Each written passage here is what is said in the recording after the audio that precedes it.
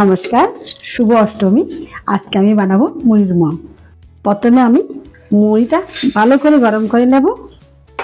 ডিমে আছে আমি মুড়িটা ভালো করে গরম করব যাতে মুচমুচে হয়ে যায়।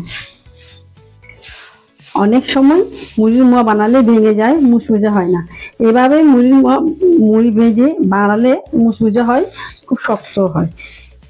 আমার মুড়ি গরম হয়ে গেছে, দেখুন বেঁকে যাচ্ছে, একদম পারফেক্ট। এবার আমি মুড়িটা ছাঁকনিতে দিয়ে ছেড়ে নেব। যদি ভালো থাকে ওগুলো জলে যাবে, আবার ভালো থাকলে অনেক সময় মুড়ির মোয়া হয় না। দেখুন, এবার একটু প্যানে গুড় দেবো, সামান্য একটু জল দেবো। গুড়টা আমি ভালো করে পাক করে নেব। এভাবে ভালো করে গুড়টা পাক করতে হবে যতক্ষণ না পর্যন্ত গুড়ের তার না আসে। গুড় আমার হয়ে গেছে, এখন গুড়ের মধ্যে এরকম তার বনতে হবে। তার বনলে মোয়া হয়ে যাবে। গুড়টা আমি মুড়ির মধ্যে ঢেলে দিচ্ছি।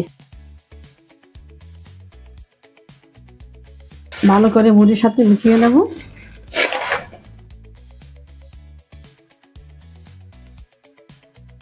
এবার আমি গোল গোল করে শেপ দিয়ে দেব।